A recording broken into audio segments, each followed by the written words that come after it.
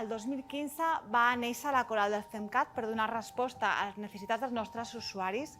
L'objectiu era poder treballar la parla, la respiració, els aspectes més emocionals i també la participació social dels pacients. Durant tots aquests anys han participat més de 60 persones i amb aquesta participació s'ha aconseguit millorar les seves relacions socials, ampliar les seves activitats significatives, millorar la comunicació i d'aquesta manera facilitar les relacions amb altres persones i pensem que tot això també suposa una millora en el seu estat d'ànim.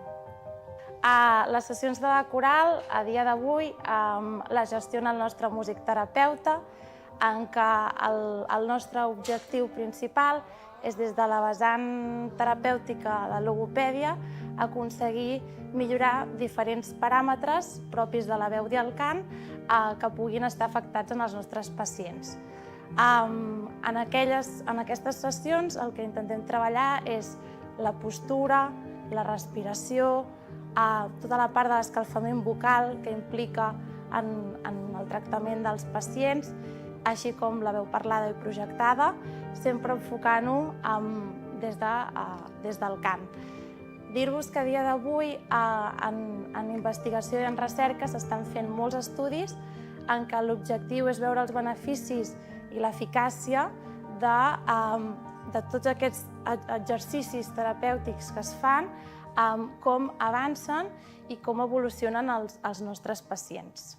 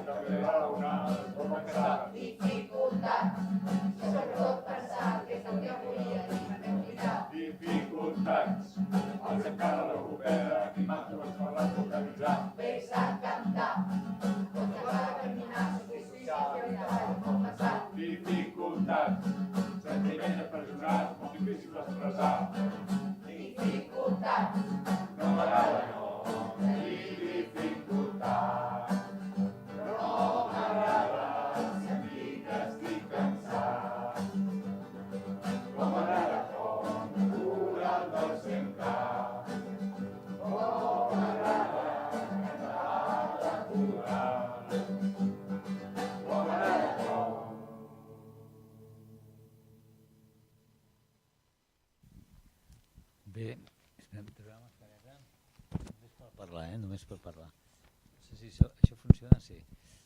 Bé, jo sóc en Xavier Montalbán, sóc el director del FEMCAT i us dono la benvinguda. La veritat és que hem volgut començar directament ja per el vídeo de la coral, perquè ho han fet els pacients, ho han cantat ells i ho han fet amb molt d'esforç i amb molta dedicació. La lletra no és una lletra fàcil, és una lletra molt sincera, molt honesta, però jo crec que era necessari començar per aquí. Bé, doncs començarem aquesta hora que tenim de debat i de fet és més d'una hora, estic veient aquí, és una hora i 45 minuts? No, doncs hi ha un tema de gent d'aquí. I per mi és un plaer presentar amb el doctor Antonio Román. El doctor Antonio Román és un neumòleg afamat que va portar el programa de trasplantament pulmonar fins al màxim i va fer que Vall d'Hebron estigués en el mapa a nivell internacional, no només a nivell nacional, i després va decidir que ja estava una mica així i que faria de director assistencial d'aquest petit centre que és l'Hospital de la Vall d'Hebron, i ha volgut venir a dir-se 4 coses. Antonio, gràcies per venir. Gràcies, Xavi. Sí, la veritat és que, en primer lloc, benvinguts tots, benvinguts totes. És un plaer estar aquí en nom també del gerent, el doctor Albert Salazar, que és qui en principi havia de venir, però per raons d'agenda jo estic encantat de poder-vos saludar i de poder compartir aquesta estona, no? Seguint una mica l'estela de la iniciativa de la Federació Internacional d'Esclerosi Múltiple, que des de 2009 va decidir fer aquest dia mundial, no?, de l'esclerosi múltiple, posant l'atenció una mica amb els pacients, que és la nostra raó de ser amb tot, i això no podria ser d'una altra manera.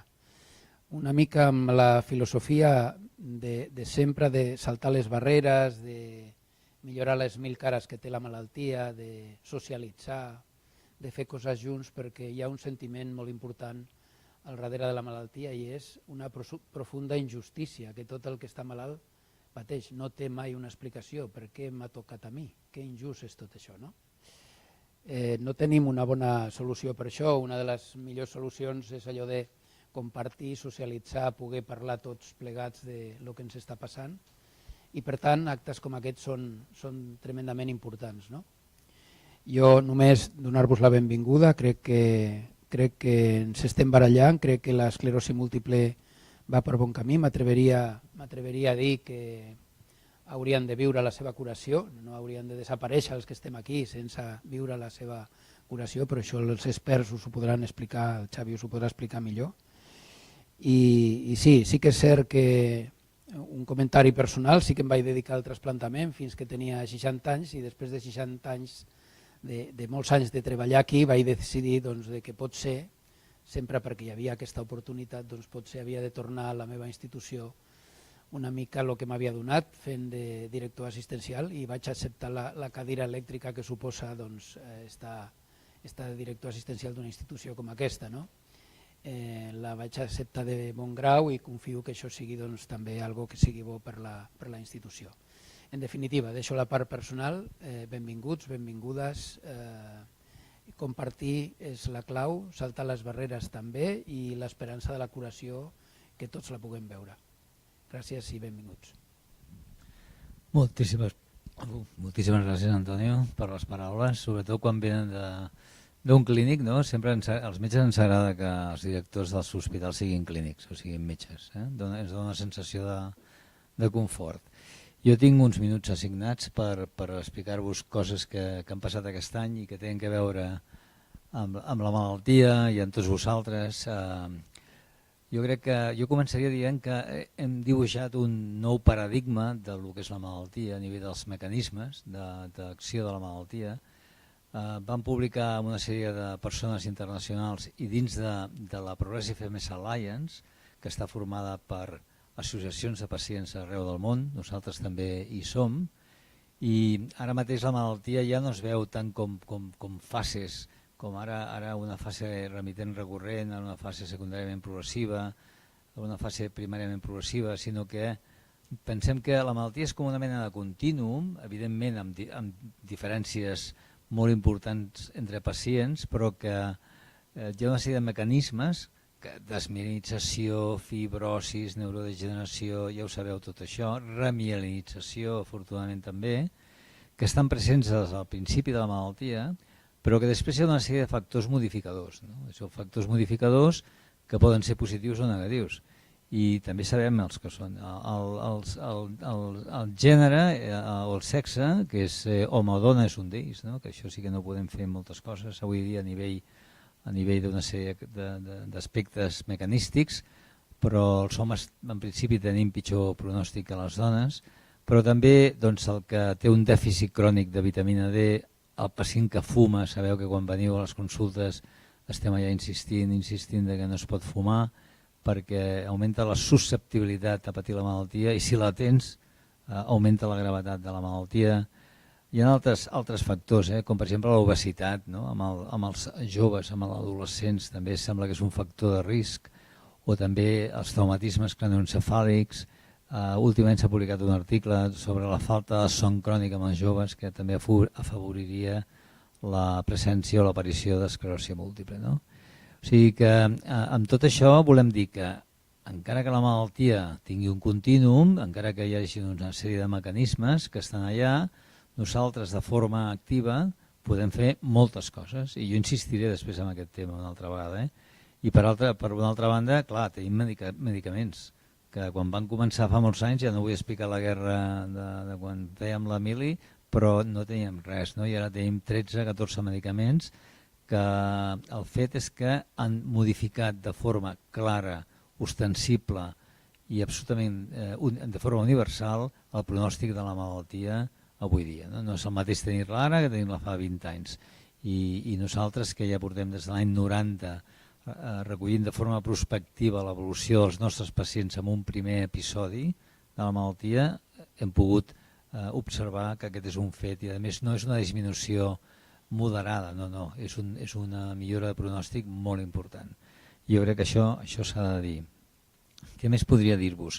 Avui estàvem parlant abans sobre el virus de l'Epstein-Barr, que ja vam parlar, almenys al desembre vam parlar, amb el Dia Nacional de l'Esclerosi Múltiple, el Dia Estatal de l'Esclerosi Múltiple, però que el virus d'Epstein-Barr sembla que ja sabeu que és una condició sine qua non, que vol dir que si no tinguessis infecció per Epstein-Barr no tindries la malaltia.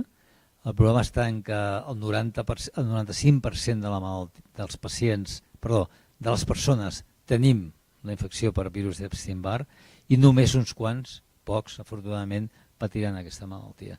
O sigui, hi ha un percentatge de pacients que, malgrat tenir la infecció, doncs no desenvolupen mai la malaltia. Un percentatge molt alt, que vol dir que si no us feu analítiques, perquè el normal és que tinguem anticossos tots contra aquest virus, no?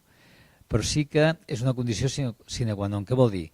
Imagineu-vos que fórem capaços de desenvolupar vacunes que aplicades amb el nen, perquè aquesta vacuna, clar, s'han d'aplicar amb els nens, i dificultessin la infecció per virus d'Epstein-Barr. Jo dic dificultar perquè amb el Covid hem après que estar vacunat no vol dir que no tinguis la malaltia, no vol dir que no t'infectis, però probablement sí que disminueixes, almenys amb el Covid ha estat així, la gravetat de la mateixa. Ara hi ha diversos estudis amb vacunes intentant comprovar si són capaços de disminuir el risc d'infecció i en cas que hi hagi infecció, doncs la gravetat de la infecció o la producció, la disminució de la producció d'anticossos. Aquesta és una via molt clara. També hi ha altres vies contra el virus d'Epstein-Barr amb fàrmacs antivírics que estem també desenvolupant. Jo crec que aquí tenim el que sempre diem, una finestra d'oportunitat que és molt rellevant. Què més us podria dir? Doncs que ara també aquest any hem observat... La bola la tinc una miqueta malament. Hem observat que hi ha el que diem fase prodròmica de la malaltia. Hi ha una fase, no en tots els pacients, però en molts d'ells, que durant un temps determinat, que poden ser anys, tenen molèsties que no són típiques, que si fatiga, que si van moltes vegades més al metge de capçalera, que si van al psicòleg o al psiquiatre més sovint. Posa-me-la per aquí, per si la necessito, gràcies. I de fet, això que quan fan estudis epidemiològics molt complets, molt formals, és així. O sigui, hi ha una fase prodròmica. Els pacients amb esclerosi múltiple, abans de ser diagnosticats, tenen símptomes que no són específics, però que són comuns. I ara estem comprovant si aquests malalts que tenen aquests símptomes, ja de fet, si els hi fessis una ressonància, tindrien la malaltia. Què vol dir? Que si són capaços de diagnosticar abans, de forma segura, podem tractar abans. I això també és clau, és un concepte absolutament clau. El tractament precoç de la malaltia millora el pronòstic d'una forma extraordinària. El tractament precoç amb fàrmacs més potents millora encara més el pronòstic de la malaltia. I ara tenim un article que prové del CENCAT. Sabeu que el CENCAT és una aliança entre l'Hospital de la Vall d'Hebron i la Fundació Esclerosi Múltiple. Un article que, si tot va bé, serà publicat en Neurology d'aquí a no res, que demostra que el ser tractat dins dels primers 6 mesos del primer símptoma marca una diferència de si has començat al cap d'un any i mig. O sigui, ja no estem tractant dels primers 2 o 5 anys de la malaltia, no. Estem parlant de mesos, i això és una informació també que és molt vàlida per nosaltres. Què més us puc dir? Aquest any passat van començar a utilitzar fàrmacs que abans no teníem. Hem començat a utilitzar el que diem modificadors de l'S1P, que és una molècula que existeix a la superfície dels linfocits i d'altres cèl·lules també, i que quan la inhibeixes el linfocit s'amaga i queda una mica atrapat i no va al cervell. I com no va al cervell no produeix cap mena de lesió. I estem donant ara 2 fàrmacs que es diuen Ozanimod i Ponesimod, que potser alguns de vosaltres o de la gent que està a casa doncs els està provant. També hem tingut aquest any un altre fàrmac nou, que és l'Ofatumumab, que és un anti-CD20, un anticòs monoclonal, que s'administra de forma subcutània cada mes i que dona al pacient una independència total, en el sentit que ara tenim fàrmacs similars, però que heu de venir aquí a l'hospital cada 6 mesos, enduvenós, etc. I amb aquest podeu decidir, doncs mira, no, jo prefereixo posar-me la injecció a casa cada mes, això sí, però que dona més independència al pacient. Vaig ràpid, Què més? Potser dir-vos coses de totes les iniciatives que hi ha. Sabeu que el CENCAT és un centre que té vocació multidisciplinar. Aquí els neuròlegs som una peça més, les infermeres juguen un paper fonamental, però després tenim fisioterapeutes, tenim logopedes, tenim treballadors socials, tenim neuropsicòlegs, tenim molt altre personal, ja m'estic deixant alguns rehabilitadors també, que juguen un paper clau. I des del CENCAT el que volem d'alguna forma és contribuir d'una forma claríssima a la recerca i a la investigació, i ho estem fent d'aquesta forma, i hem tingut alguns reconeixements internacionals i ara tindrem un altre. I de fet, un dels reconeixements és que a finals d'aquest any organitzarem aquí a Barcelona, a finals de novembre, a principis de desembre, la revisió dels criteris diagnòstics de la malaltia, perquè cada 5-7 anys els revisem, perquè hi ha nova evidència i volem diagnosticar millor, més ràpidament i millor, amb més especificitat. I s'ha generat tanta evidència des del grup de Barcelona que com a reconeixement es farà aquí a Barcelona a finals de novembre, a principis de desembre. Jo crec que això val la pena també dir-ho. I per últim, per no fer-me passat, voldria mencionar una aliança, perquè és una aliança també, com el CENCAT, que és una aliança, que és la Progressive MS Alliance, que és una aliança d'associacions de pacients, que això té molt de mèrit. Van començar, i potser és el grup motor, doncs l'americana, l'australiana, l'anglesa, la danesa, la italiana i la canadenca, que són les que tenen més diners, per dir-ho clar. Però després s'han sumat moltíssimes associacions, inclosa la nostra aquí. I el que s'està fent és apoyar d'una forma decidida i amb unes beques d'investigació molt importants, projectes que tinguin a veure amb la progressió de la malaltia, que és el que ens falta. Ara no volem que la malaltia progressi, volem neuroprotegir, volem neuroregenerar. I vull dir-ho perquè l'esforç que s'està fent és molt important. La dedicació que alguns li dediquem a això és bastant notable perquè és molt dinàmic i tens moltes reunions, tens que fer moltes decisions. Sapigueu que teniu aquí al CENCAT a casa vostra i la Coral ha estat una mostra d'això. Jo vull felicitar una altra vegada als responsables de la Coral. No vull dir molts noms perquè segur que en deixo alguns, però s'ha fet amb l'entusiasme dels professionals i dels pacients, com heu vist. I jo amb això crec que puc acabar en aquests moments i m'agradaria molt introduir a la senyora Rosa Marriera, que és la directora de la Fundació Esclerosi Múltiple i d'alguna forma la Fundació Esclerosi Múltiple és la que ha organitzat aquest acte amb tots nosaltres. Rosa?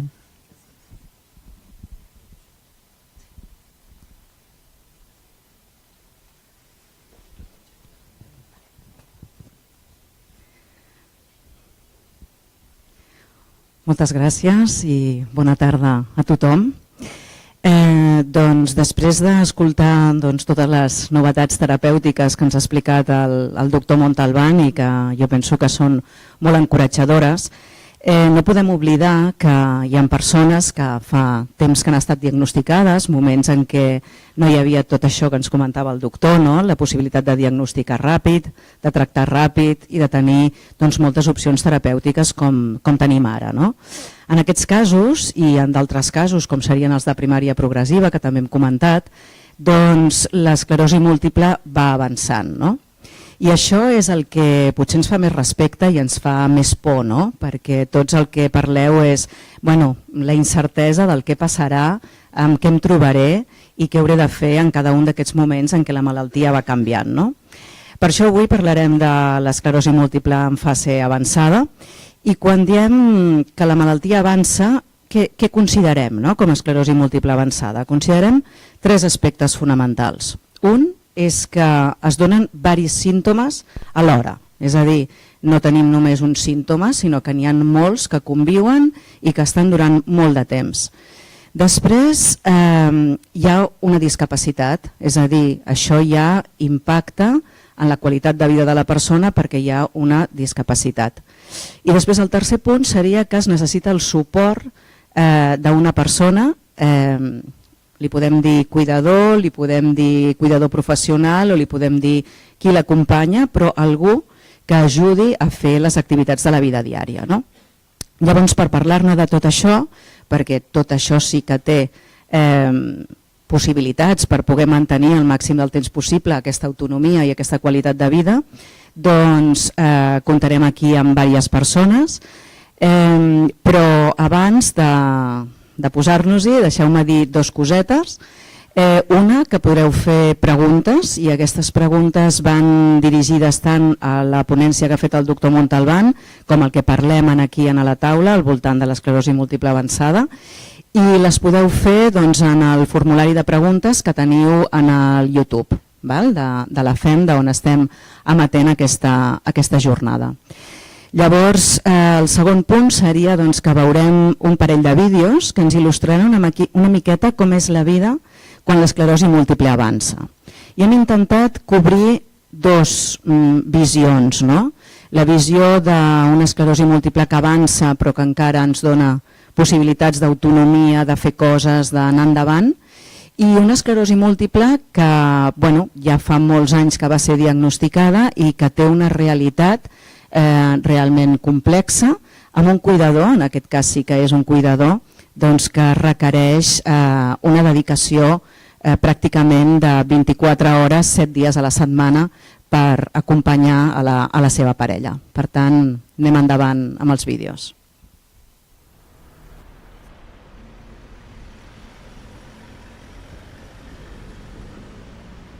Contínuament me trobo en situacions que me limiten, i jo no penso en les coses que jo feia abans, perquè les que feia abans ja no les puc fer. Jo penso en que les coses que tinc ara al davant, que les vull fer, en com me lo puc manegar per poder-les fer.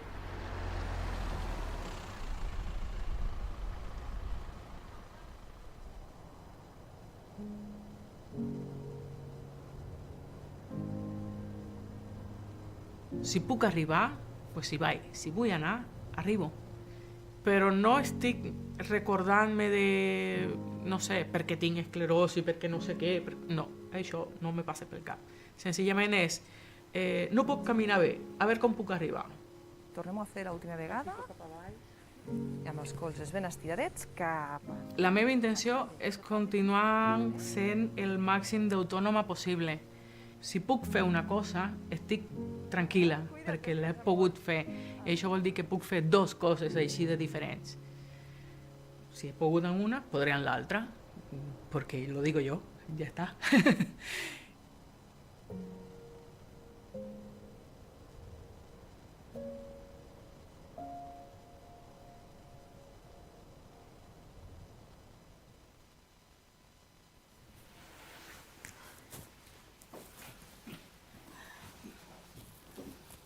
Fa 33 anys que té la malaltia, 33.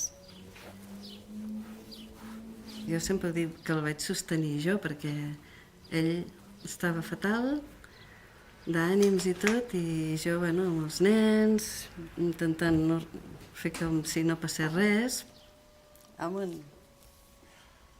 I durant 20 anys va anar perdent cada any com si baixés un escaló, no?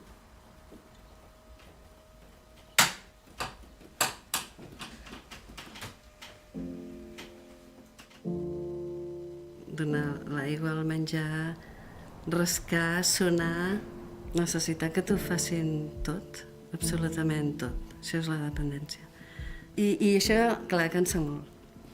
Físicament, però també psicològicament te cansa molt. Estic descobrint i dient coses més grans que no és pas el més important, el físic, el que pots fer, sinó el més important és ser com a persona. I això hi ha molta feina a fer.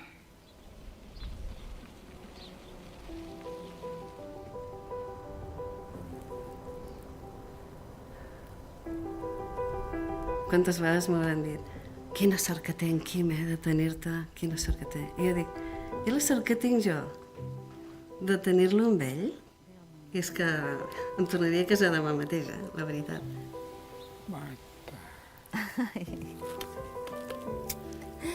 La derrota que està, Sentir-se estimat és el més gran que hi ha. Estimar i sentir-se estimat, no?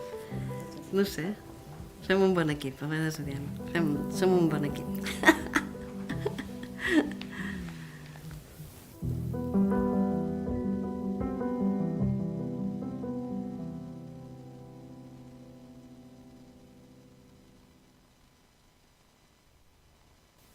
Molt bé, doncs per parlar una miqueta de l'esclerosi múltiple quan avança ens acompanyaran avui el doctor Roger Meza, ell és metge rehabilitador d'aquí del CEMCAT, també la Núria Filló, terapeuta ocupacional del CEMCAT, la Cristina Betoret, treballadora social, la Irene Bolea, persona amb esclerosi múltiple, i en Conrado Rodríguez, que és la parella d'una persona amb esclerosi múltiple.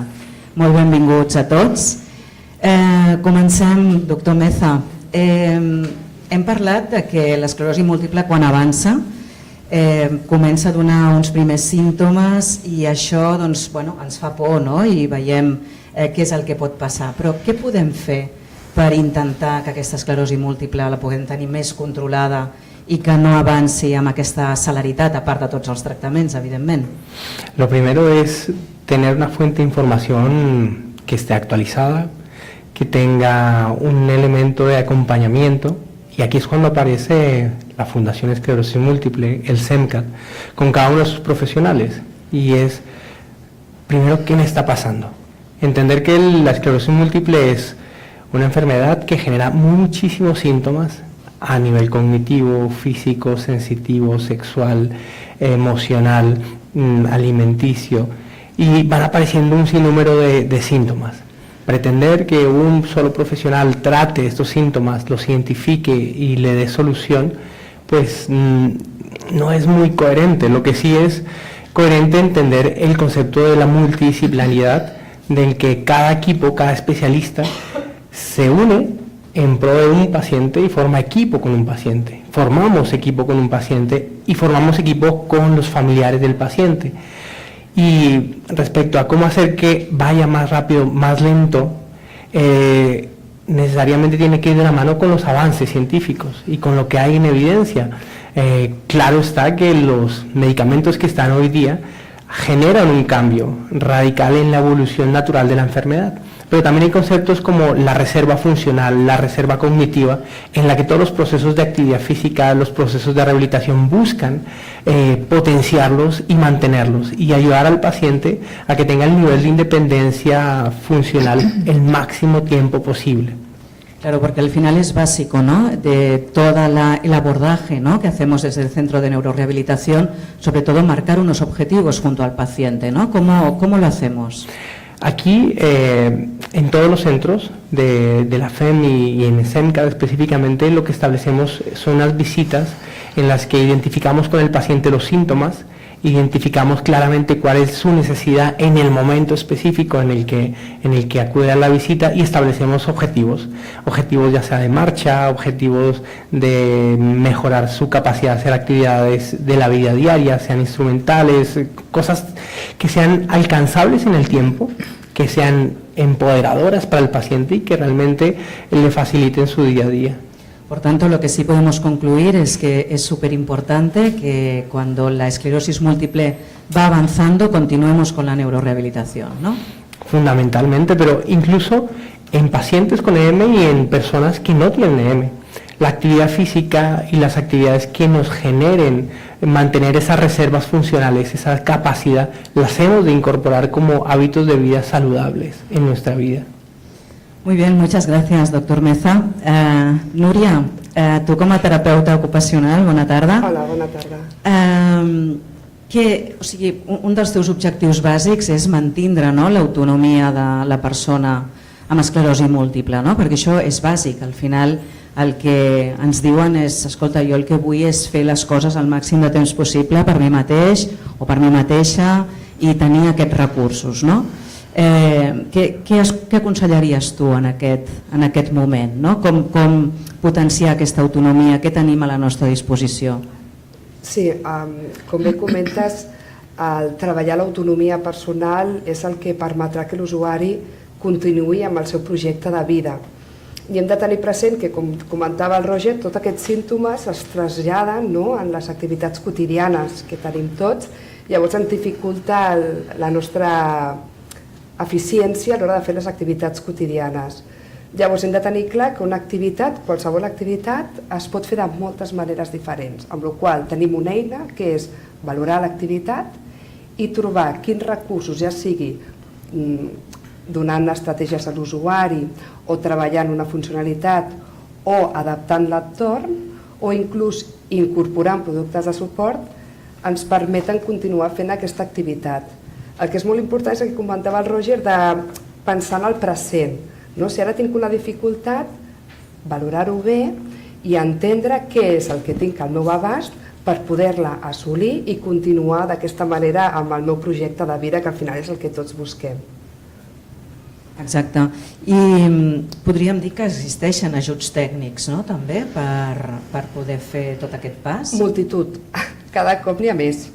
La veritat és que tenim la domòtica, ara avui en dia amb tots els avenços que tenim, des del telèfon mòbil podem obrir o tancar una llum o una persiana, però tenim petits productes que ens permeten adaptar el vehicle per poder conduir o entrar i sortir, productes que ens permeten adaptar la vivenda, ja sigui el que comentàvem des de la domotització o des de la incorporació de productes de suport com un llit clínic o suprimir barreres arquitectòniques, i després productes que ens serveixen per la vida quotidiana, per cuinar, per vestir-nos, és a dir, hi ha un ventall molt gran i també hi ha un ventall molt gran de productes que ens permeten desplaçar-nos, que també és un dels grans hàndicaps que tenim, tot aquest desgast energètic per arribar al lloc on estic treballant, on vull gaudir d'aquest moment amb una altra persona.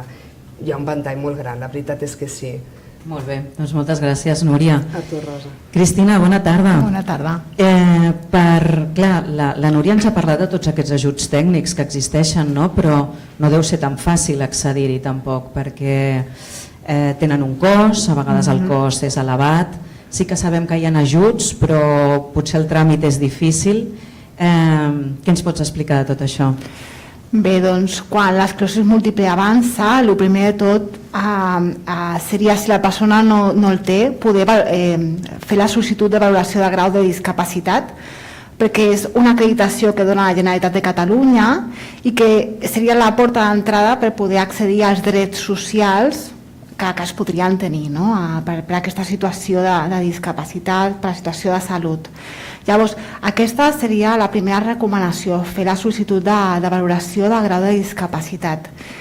Llavors, quan ja hi ha interferència, els símptomes interfereixen d'alguna manera en el dia a dia de la persona i això suposa haver de fer modificacions, perquè pot haver-hi modificacions en el tema laboral, en els rols familiars, necessitar serveis de suport o totes aquestes ajudes tècniques que potser hem d'aplicar en el nostre dia a dia o adaptacions que s'han de fer. La recomanació que es faria és poder consultar un servei de treball social que es pot consultar al CAP, als serveis de treball social del CAP, o bé a les treballadores socials de la Fundació Esclerosi Múltiple, perquè puguin valorar a la persona dins de les seves circumstàncies i poder orientar segons les convocatòries, perquè hi ha diferents convocatòries, diferents criteris per poder accedir a les ajudes, i el bo és poder tenir aquesta informació personalitzada per poder prendre unes bones decisions a les decisions que s'hagin de fer.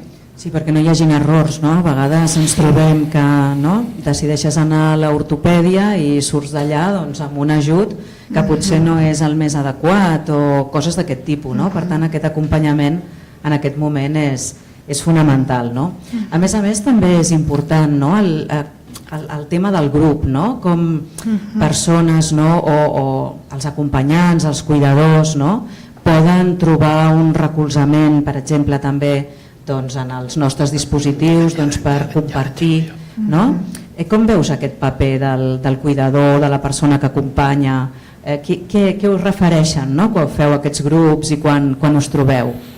Bé, doncs al familiar, la persona que acompanya, una recomanació que se li fa és que pugui informar-se de la malaltia, dels símptomes, i a part d'informar-se per poder acompanyar d'una millor manera, també s'ha de cuidar de si mateix, no ha de perdre de vista les pròpies necessitats, cuidar-se en salut, en les visites mèdiques, poder trobar espais que siguin significatius per ells, i també saber demanar ajuda tant a l'entorn familiar com als professionals, i també estan aquests grups que són grups de suport que faciliten el poder trobar-se amb persones que passen per situacions similars, i són espais on un es pot sentir acompanyat, un pot aprendre de les situacions dels altres però també de les mateixes, perquè es fan moltes reflexions i es comparteixen moltes emocions, coneixements, i normalment són molt enriquidors.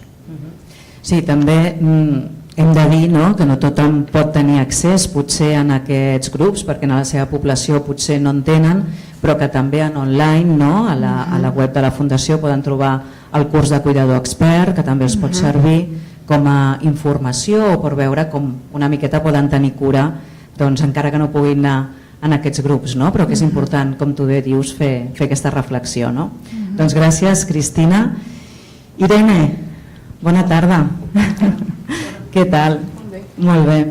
Doncs la Irene ens acompanya avui com a persona amb esclerosi múltiple, en la que la seva malaltia ha anat avançant. Fa 19 anys que estàs diagnosticada d'esclerosi múltiple, i explica'ns una mica com ha estat aquest període, perquè tu vas estar molt bé durant 10 anys i després les coses van canviar una miqueta, no? Sí, això mateix. Vaig estar això mateix 10 o 11 anys molt bé.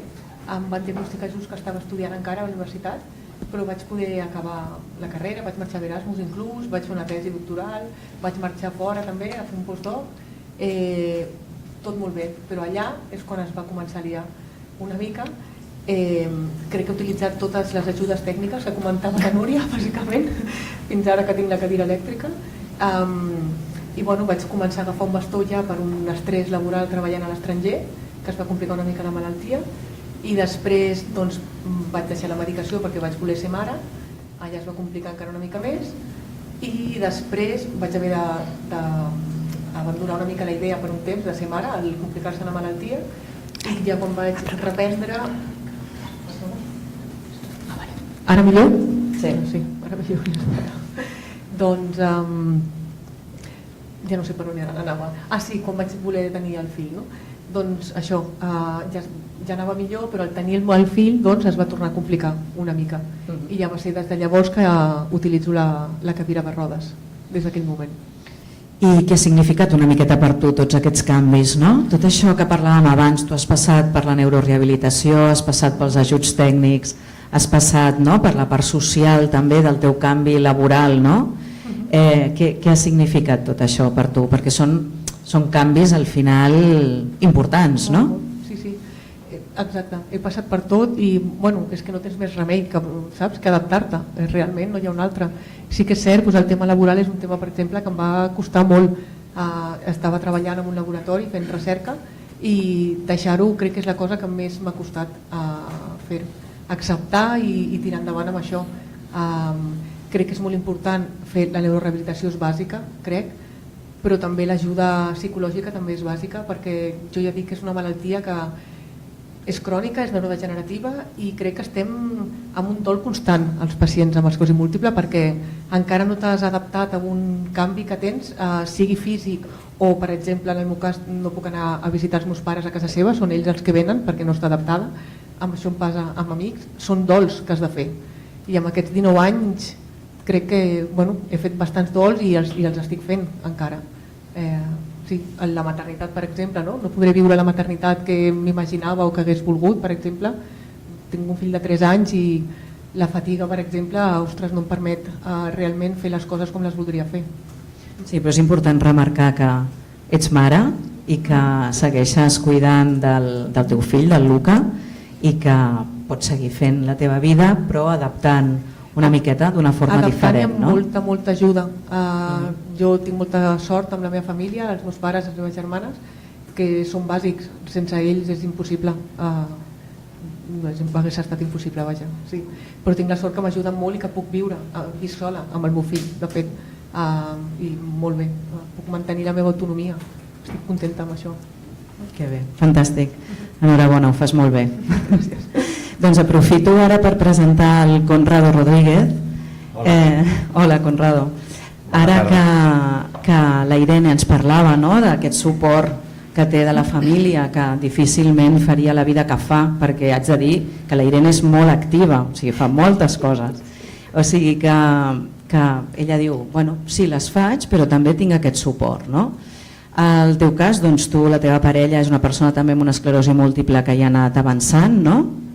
I explica'ns una miqueta, tu quan et vam dir, bueno, parlarem del cuidador, tu vas dir, ostres, jo no m'identifico amb la paraula cuidador. Com definiries aquest paper que feu la parella, els pares, les germanes? Doncs jo m'ha agradat molt el vídeo que he posat al començament, perquè han dit que som un equip, i la veritat és que a casa és una frase que fem servir bastant. Jo li dic a la dona, va, que som un equip, que farem el que sigui. A mi en realitat el que em preocupa no és la malaltia sinó la salut. Llavors, coses que podem fer per mantenir la salut hi ha sempre, i aquestes són les coses que procuro que posem a l'agenda. A més, com deia el doctor Mestre, tenir en compte els ajuts i les rehabilitacions que surten a les que ens podem acollir i tirar endavant amb les coses que volem continuar fent. Hem vist un vídeo amb 2 persones grans que tenen una rutina, i si pensem quines coses fem nosaltres que ells no poden fer, llegint al cinema, veure una pel·li, una sèrie, això ho poden fer. Això és el que em preocupa a mi, continuar fent coses. Clar, i és així, no? Al final és adaptar-te a una nova situació i tu a vegades dius, bueno, jo sóc ara el xòfer, sóc l'assistent, sóc diferents coses, però no és que hagis de cuidar, sinó que és una altra manera de fer les coses i d'establir la relació, no? Aquest és el perill, de posar-te l'etiqueta de cuidador i deixar de ser altres coses. Abans l'exemple era que he vingut conduint i sóc el conductor. Bueno, sí, he fet de xofer, però també tinc altres papers, que sóc el cuiner de vegades, o l'amant, o em tocarà pintar, fer bricolatge, sí, però sobretot som un equip, ho faig per nosaltres. Ella també fa coses per mi. Si ella no hi fos, jo no les faria, moltes d'aquestes coses. I com et cuides tu, Conrado? Mantenint aquesta identitat. Jo faig la metàfora del nedador. Estem nedant junts i no podem parar de nedar perquè ens enfonsarem. Llavors, jo sé cap on volem avançar, les coses que m'agraden a mi, les coses que li agraden a ella, i guanyant aquests espais per mi i gaudint-los és com em cuido. La meva salut, que també pot millorar sempre amb aquests hàbits saludables, i la seva. De fet, jo he fet teràpies que en principi eren per ella, perquè en realitat van bé a tothom. Totalment. Moltes gràcies, Conrado. Doncs anem a parlar una mica tots plegats, no? Una miqueta com veieu que impacta emocionalment, no? La malaltia, quan veieu que tot va avançant, no? O sigui, com per exemple des de teràpia ocupacional, no? Veieu que deixo el bastó i m'haig de començar a plantejar un altre ajut tècnic, o hi ha molt rebuig a vegades, hi ha aquesta negació de, doncs a mi no m'agrada anar pel carrer amb una cadira, millor, no? Com ho treballem això? Bueno, ho treballem molt, com bé comentava la Irene, és un dol. I el dol té diferents fases, i entenent aquestes fases del dol i entenent en quin moment està la persona i escoltant-la, podem entendre si podem introduir un producte de suport. Sobretot treballem molt des de l'escolta i des del respecte. La persona que té la dificultat és qui ha de prendre la decisió. Nosaltres l'hem d'acompanyar per entendre què és el que està passant, perquè vagi sortint i ella pugui entendre si de debò, incorporant un producte de suport, arribarà a la seva fita, al seu objectiu. I aquí és molt important el cuidador, la família. La família sempre hi és present, indirecta o directament, però la metàfora que tu dius del nedador jo la dic del remador. Estem tots en el mateix bot i hem de remar tots a una perquè fem el mateix, fent el mínim esforç arribem al més lluny possible. I partim des d'aquí, des del treball en equip, des de l'escolta, des del respecte, sobretot, i amb molt de temps. S'ha de tenir cura i sobretot respectar el temps de cadascú, perquè arribarem al final, però cadascú tindrà el seu moment i l'hem de respectar. Exacte. Al final és tot una personalització total, o sigui, des dels tractaments, com deien, que han de ser personalitzats perquè és una malaltia complexa, fins a aquest acompanyament que també ha de ser molt personalitzat. Perquè en el teu cas, Irene, com aquest trànsit a diferents ajuts, a diferents canvis en la teva vida, com emocionalment, com els vas viure? Doncs mira, precisament agafar el bastó és el que més em va costar, crec, perquè com ja la fatiga tampoc m'ajudava tant, en realitat, perquè havia d'anar parant igualment per descansar. I la part de l'equilibri sí, però no notava tant. I la cadira elèctrica és la que, de fet, la que més la vaig demanar jo, la que més m'ha agradat i no m'ha costat gens agafar perquè és el que més autonomia m'ha donat, perquè no depenc d'una cadira manual que m'hagin de portar.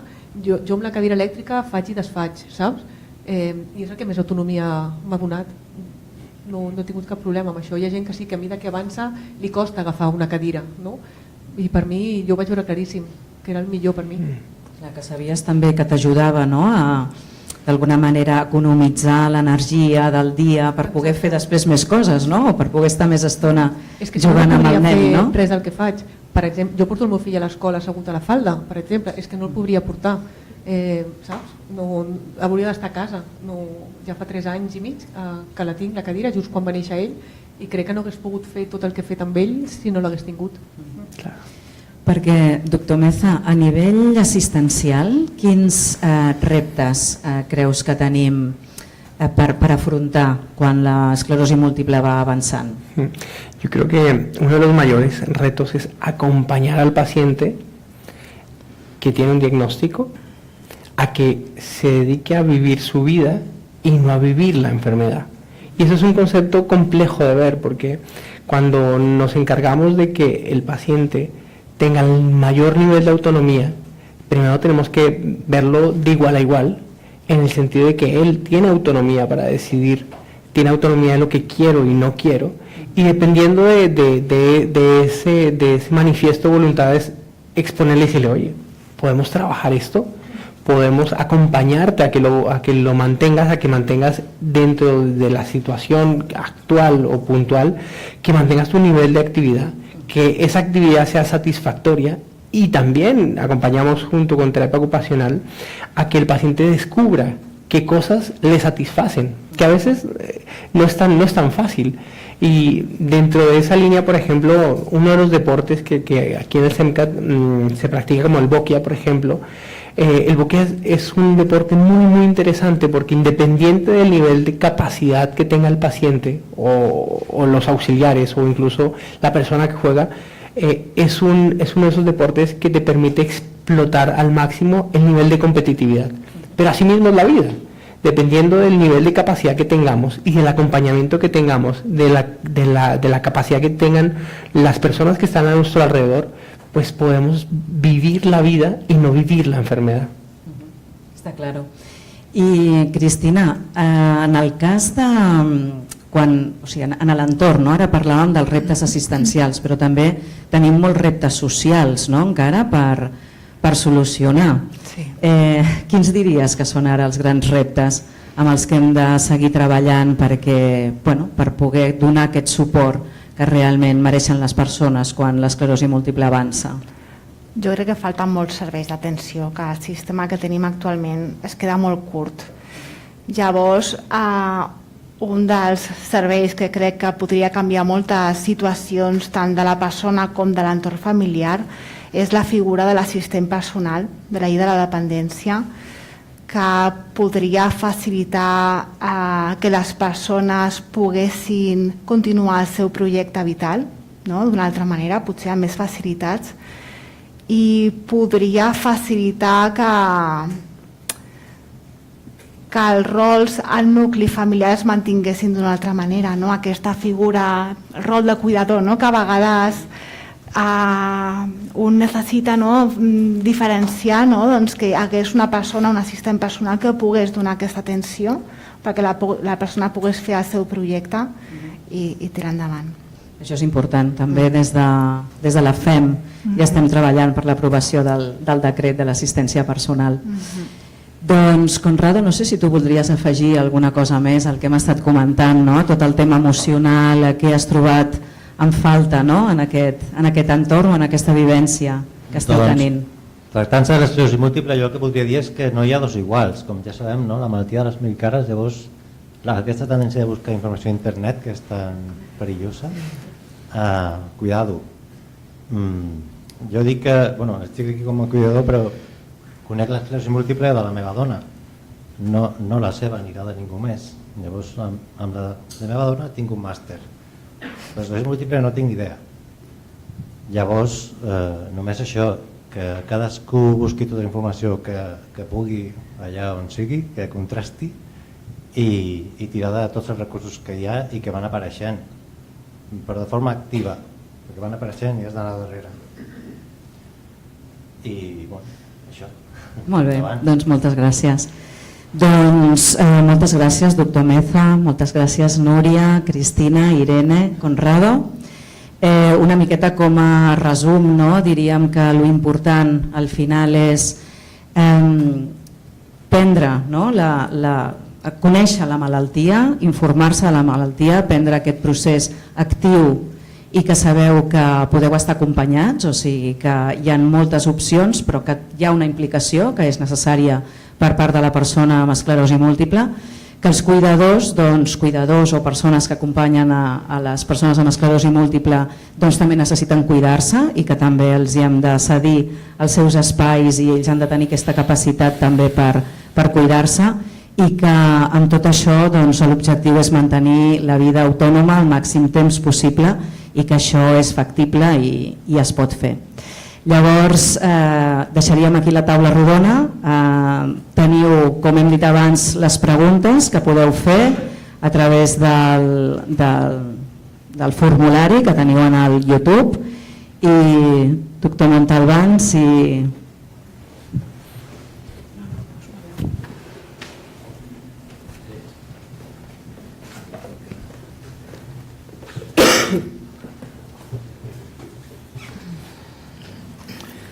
A veure, sí. Moltíssimes gràcies. Ha estat una taula rodona i una discussió sensacional. La veritat és que estava pensant, aquí això és un reflexe del que és un equip multidisciplinari del FENCAT, no? Que és si tinguéssim que definir amb una paraula que és el FENCAT, jo diria multidisciplinaritat. Faltaria una infermera o un infermer, faltaria una neuropsicòleg o un neuropsicòleg i ja està, ja tindríem aquí tot l'equip, no?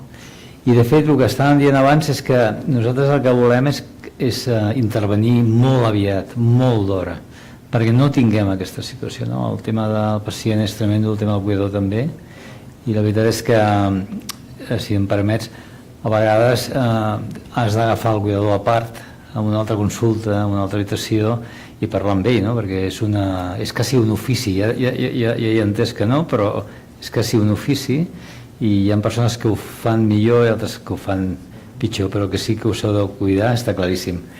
Tenim una sèrie de preguntes, la majoria són mèdiques, jo m'aniré, i estan relacionades. Jo el que no he fet ha estat parlar del que ve, no? El que ve, per exemple, a finals d'any, i ja m'ho pregunten específicament en dues preguntes. Em pregunteu què són els inhibidors del BTK, Barcelona, Terol, Kilo, a Kilo Ocupa. Què és això? Són unes molècules que estem estudiant que de fet tenen una acció doble, són pastilles, tenen una acció doble, perquè no només funciona a nivell perifèric, de la sang perifèrica, no intentant que els linfòcits no entrin dins del cervell, sinó que també van dins del cervell i fan una acció ja, no? I aleshores pensem, especulem, que podrien tenir una acció molt més neuroprotectora comparada amb els medicaments que tenim avui dia. Hi ha 11 assajos clínics en marxa, fase 3, diferents companyies farmacèutiques, o sigui que l'esperança ja veieu que és molt important, perquè això és una inversió multimilionària, i els primers resultats els tindrem a finals d'aquest any, amb la primera molècula que es va començar, amb la malaltia amb brots. I després hi ha assajos clínics, que és una altra de les preguntes, amb esclerosis múltiple primàriament progressives i també esclerosis múltiple secundàriament progressiva sense brots, o sigui que s'assemblen moltíssim, que els tindrem una mica més endavant. Però són molècules que pensem que poden, si són positives, canviarem la manera de tractar el pacient. Si són negatives serà una mica un desastre, perquè hi ha moltes companyies que veurem quin suport continuen donant a l'esclerosi múltiple. Jo sempre dic les coses com les penso. Aquí hi ha només a la Montse, que s'ha posat el nom, i fa 20 anys no tractaven de forma precoç, en el meu cas va ser 3 anys després del diagnòstic. Això condiciona la progressió, jo diria que no, que 3 anys encara, jo he posat l'exemple del nostre article, primers 6 mesos versus 1 any i mig, però 3 anys encara estem dins del que considerem un tractament precoç que estigui tranquil·la. Després, aquí hi ha alguns medicaments que hi ha pacients que aquí especifiquen, jo estic prenent un fàrmac en concret perquè tinc càncer.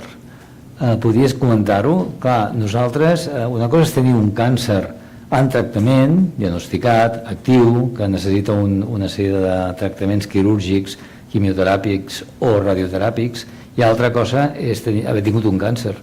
Qui no ha tingut un càncer? Si és un càncer controlat, estable, amb remissió, podem tractar-lo amb tots els medicaments que tenim a la nostra disposició i ho fem. Això també és un missatge de cara a l'exterior. Em diuen aquí també de forma molt encertada, revisareu els criteris diagnòstics, però i l'escala EDSS? No sé si us sona, no?, el que és l'escala EDSS. És una escala que ja fa, ara no me'n recordo, però em sembla que és és que no vull dir mentides, però 30 o 40 anys que estem utilitzant la mateixa escala. I això què vol dir? Que no ens ha pogut fer-la millor, i amb els assajos clínics encara estem utilitzant l'escala EDSS, que mesura la discapacitat. Diu, mira, aquest pacient, a l'exploració trobem això, aquest altre pacient que ja està una mica més evolucionat, doncs pot caminar 500 metres sense ajut, mira, aquest pacient ja necessita una crossa, aquest altre necessita dues, necessita una cadira de rodes, i l'escala va augmentant, no? I és una escala que té molts inconvenients, poc sensible, em diu aquí, clar, hi ha moltes coses que l'escala DSS no recull, és veritat, no? Si tens fatiga, doncs no entra. Si tens un dèficit cognitiu no molt evident, tampoc entra, perquè no està contemplat. Hi ha altres, dolors no entren, en fi.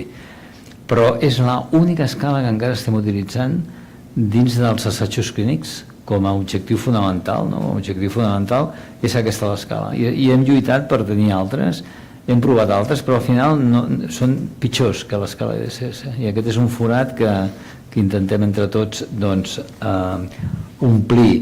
Ara vull preguntar per aquí també, no? Ara hi ha una tendència, que és el que, tendència a més molt raonable, que és, home, el que diu el pacient és important. Nosaltres li diem Patient Reported Outcomes, no?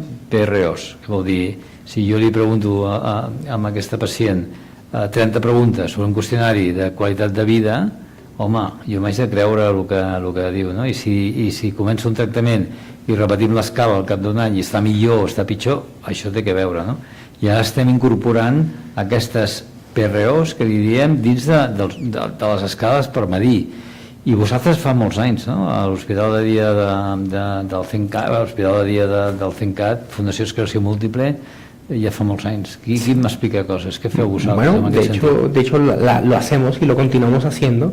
Cuando establecemos los objetivos con el paciente, le preguntamos cuál de todos los síntomas que hemos ido explorando crees que deberíamos de trabajar.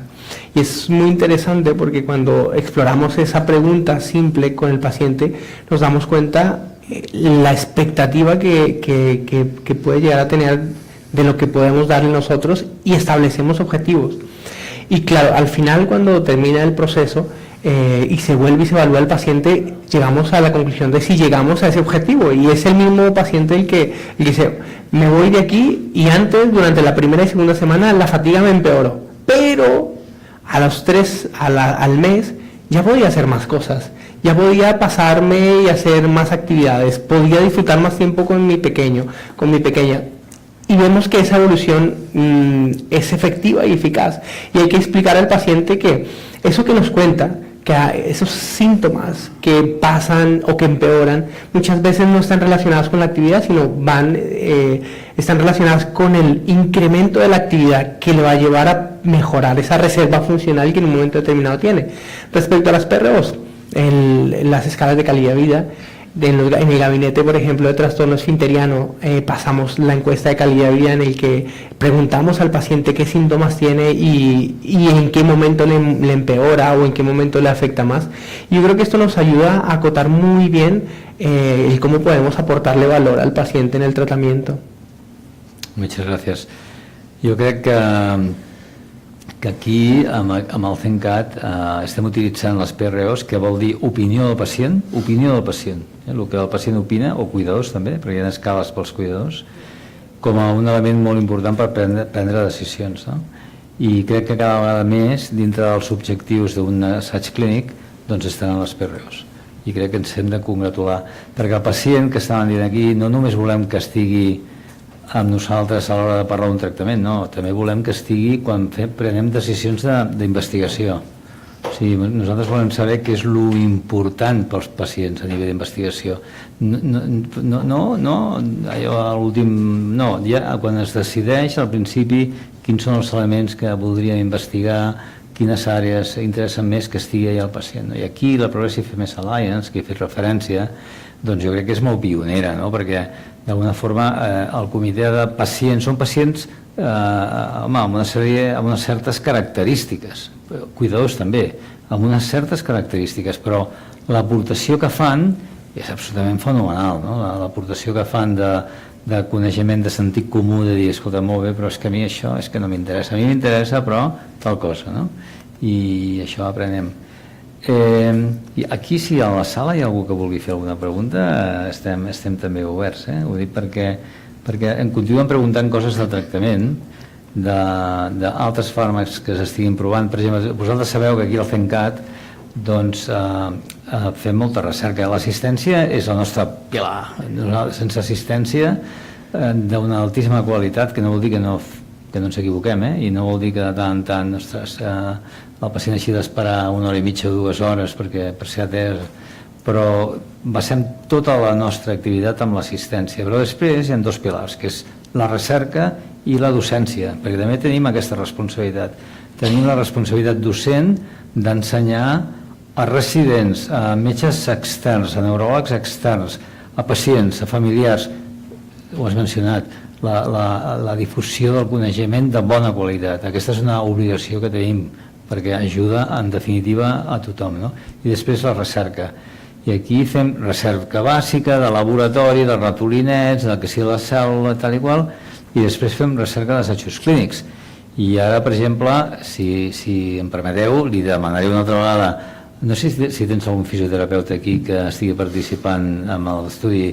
El Roger està liderant un assaig clínic amb un exoesqueleto, i el primer amb esclerosi múltiple que s'ha fet mai. Y no te enrolles, Roger, pero explícanos un poco en qué consiste el ensayo clínico. Básicamente se trata de reeducar la marcha, y el ensayo lo que pretende es evaluar la manera en la que lo hacemos con lo que ya conocemos, la rehabilitación tradicional, versus cómo se reeducaría la marcha utilizando un dispositivo robótico, y ahora mismo estamos en ese proceso de llevarlo adelante. Estamos muy contentos de que hayamos podido hacer esa inversión, que es una gran inversión, que incluso es pionera aquí dentro del campus Vallebrón, y bueno, estamos muy contentos de poderlo ofrecer a todos nuestros pacientes. Muy pronto tendremos resultados publicados. Bueno, tendremos resultados. ¿Sería muy pronto? ¿Perdón? ¿Qué sería muy pronto? Justo publicamos un primer póster en el Congreso de Rehabilitación hace un par de semanas. En octubre presentaremos otro en el RIMS, y la primera fase, que fue una fase de satisfacción de seguridad, ya la hemos terminado y estamos ahora haciendo preparativos de datos. Fechas, yo creo que a final de año ya lo podríamos tener más o menos. Es una apreciación optimista, diría yo, porque sabéis que el proceso de elaboración, análisis de resultado y después envías una revista, pues tarda. Pero bueno, en definitiva, el mensaje es que además de ensayos clínicos, que quiere decir investigación para mejorar la calidad de vida del paciente con fármacos en concreto, aquí también se hace investigación clínica para hacer en rehabilitación, ¿sí? con mecanismos, con devices, ¿no? Y también, por ejemplo, acabáis de publicar un artículo, está publicado ya, del beneficio de la marcha nórdica.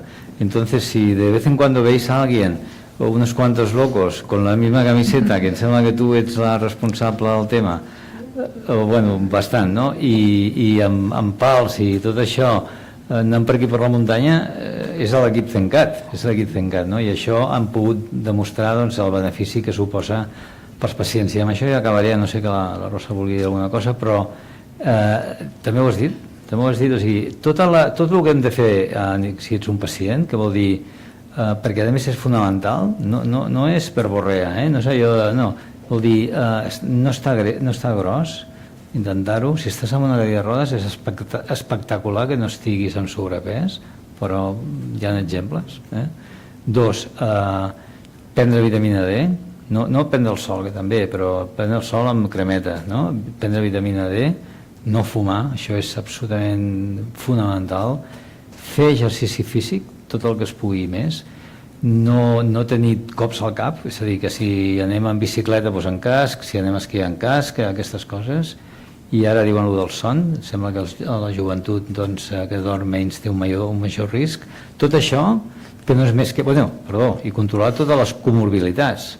Les comorbilitats vol dir hipertensió arterial, sucre, colesterol, etc., perquè empitjoren el pronòstic de la malaltia, clarament. Aleshores, tot això ho hem de fer tots. Són normes generals d'estil de vida, no? Els cuidadors també, perquè han d'estar forts. És com els pares de nens petits. I jo, amb això, ja despedeixo jo mateix. Sí, doncs moltíssimes gràcies. Una altra vegada a la FEM. Recordo que el Zencat és una aliança entre l'Hospital de la Vall d'Hebron i la Fundació Esclerosi Múltiple. Crec que ha estat un experiment que és únic arreu i que ha sigut un èxit. Però clar, jo tinc un bias que diuen tremendo, però penso que ha estat un èxit. I la veritat és que dono les gràcies a la Rosa Marriera i a la resta de persones de la Fundació Esclerosi Múltiple per organitzar un altre cop aquest event. Estàvem comentant al principi, perquè ja comencem a tenir una edat, que fa anys omplíem la sala d'actes de l'Hospital de la Vall d'Hebron, que és molt i molt gran, o també altres auditoris. El Covid ho ha canviat una miquetona i ara és més còmode potser veure-ho des de casa, però jo animaria que l'any que ve, que el Covid crec que estarà igualment controlat, comencem a reunir-nos més, perquè penso que la interacció també és important. Moltíssimes gràcies a l'equip tècnic, que sempre està alerta i al tanto, i al resta de persones. Moltíssimes gràcies per venir. Gràcies.